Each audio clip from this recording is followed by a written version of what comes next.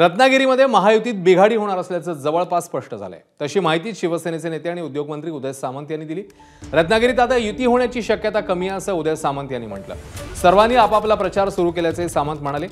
नारायण राणे खूप ज्येष्ठ नेते आहेत, त्यांना विचारूनच निर्णय घेतले असून फॉर्म भरले असल्याचं उदय सामंत म्हणाले। तर भाजप नेते आणि मंत्री नितेश राणेंनी सर्व विरोधक एकवटले तरी आम्ही जिंकणार असा विश्वास व्यक्त केला, ज्यावर माजी मंत्री दीपक केसरकर यांनी टोला लगावलाय।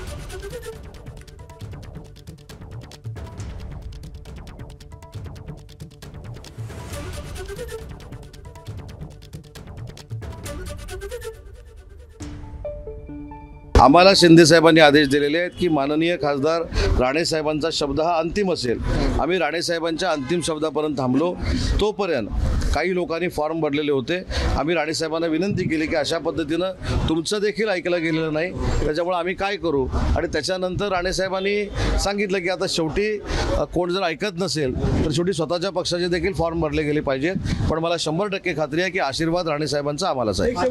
मुळामध्ये आमच्या कणकवलीसाठी हे नवीन नाही। सन्मान्य राणे साहेबांच्या कारकिर्दीमध्ये असंख्य वेळी सगळेजण एकवटलेले आहेत आणि तेव्हा आमच्या कणकवलीकरांनी राणे साहेबांच्या बाजूला नेहमी राहिलेले आहे। आमच्याकडून युती सुटली असं म्हणणं संपूर्णपणे चुकीचं आहे।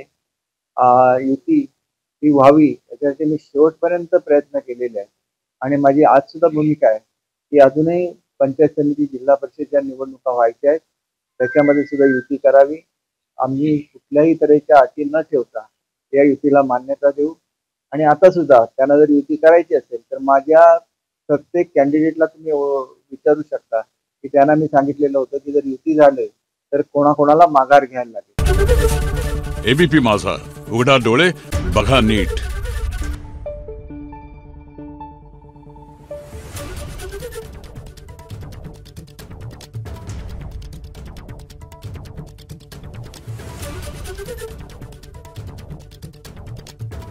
Thank you.